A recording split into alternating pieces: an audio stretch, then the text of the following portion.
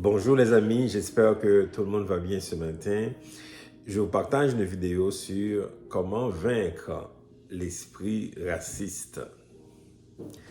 Évidemment, c'est un sujet qui peut faire réagir beaucoup de personnes.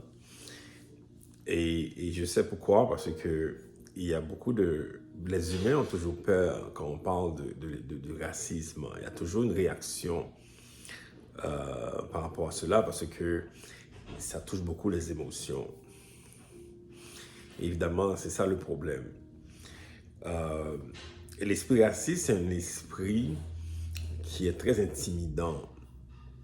C'est un esprit qui est très intimidant, qui fait peur, alors que lui-même, il a peur.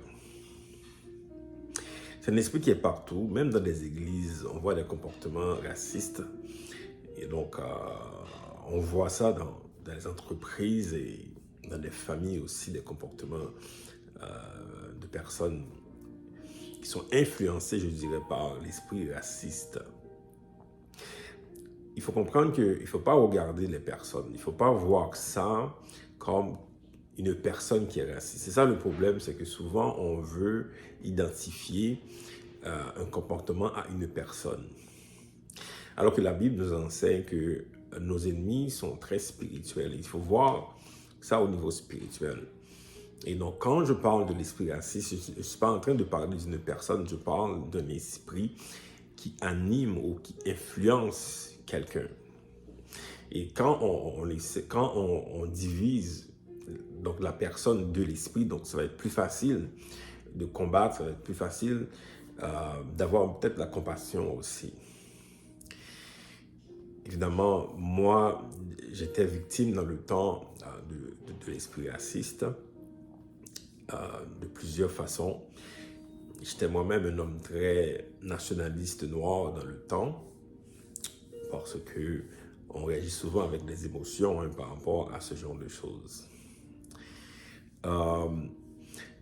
L'esprit raciste, la manière dont je l'avais vu en rêve, vous savez, dans les rêves, c'est très spirituel. En particulier, c'était très spirituel ce rêve. Donc, il était dans le rêve un professeur. Je le voyais qu'il enseignait. J'arrivais dans une ville, je voyais qu'il y avait un professeur qui enseignait dans la ville. Il enseignait et puis il était très intimidant. Les Blancs avaient peur de lui, les Noirs avaient peur de lui. En réalité, c'est ça qu'on voit.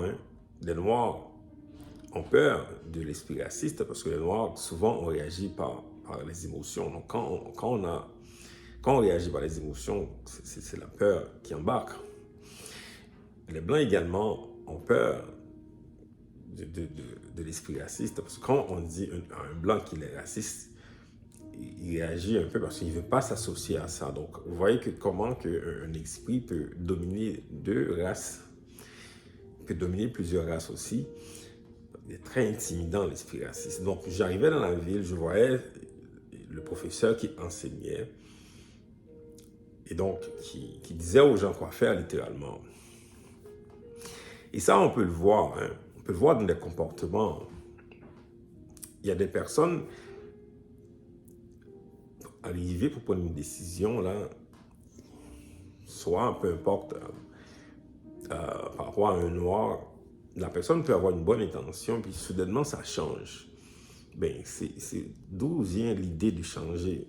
Vous comprenez qu'il y a un esprit derrière ça. Si on a deux personnes de même compétence et l'autre, des fois, est plus compétente que l'autre, on décide de choisir quelqu'un juste par rapport à la couleur. Donc, c'est clair qu'il y a un comportement raciste, il y a un comportement qui n'est pas normal, ça.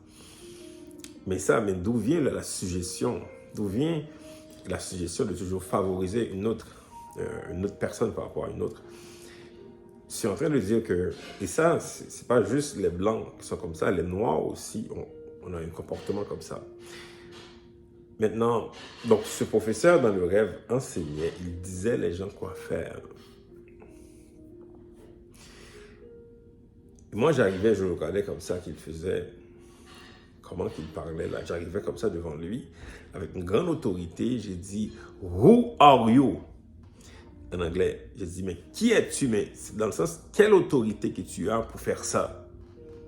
Quelle autorité que tu as pour parler comme ça avec les personnes? Il est parti. Donc, c'est un esprit qui a peur de la confrontation. Pendant que lui, il fait peur, il est intimidant, lui, il a peur lui-même. Donc, l'esprit raciste, c'est un esprit à confronter de la bonne façon. Évidemment, il y a des gens qui réagissent par les émotions. Ce n'est pas la bonne façon parce que quand on est dans les émotions, on a peur, ça ne résout pas le problème. C'est la confrontation avec l'autorité.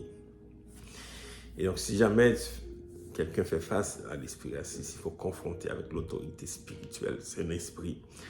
C'est la raison pour laquelle il ne faut pas voir la personne. Si la personne, entre guillemets, est victime de ça, la personne est victime. Les deux personnes, peu importe le blanc ou le noir, est victime d'un esprit qui est à l'externe, qui est en train de les diviser. Faire en sorte que quand on voit un blanc, on a peur, on pense qu'il est raciste. Même aussi le blanc nous voit aussi. On pense qu'on est raciste aussi, donc ça crée une division. Dieu n'a pas créé la division, les amis. Il a créé les humains à son image. Il y a des noirs, il y a des blancs, toutes sortes de couleurs. Là. Dieu a libéré mon cœur.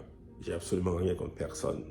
Parce que Dieu a libéré mon cœur. Le Seigneur Jésus-Christ a libéré mon cœur. Alors, comment vaincre l'esprit raciste? Il faut confronter l'esprit raciste par l'autorité. C'est la manière de le faire. J'admire les efforts que les gens y font, le gouvernement, j'admire les efforts qu'ils font pour essayer de créer la paix. Ça, c'est très bien de faire ça. Quand je vois, j'admire ce genre d'efforts. Au moins, il y a des gens qui sont au courant qu'il y a de la méchanceté. Là. Il y a des gens qui sont au courant. Mais la bonne manière de le faire, c'est par l'autorité, par l'esprit. L'autorité spirituelle qui peut vaincre l'esprit raciste par la confrontation. Voilà. Que le Seigneur vous bénisse. Bonne journée.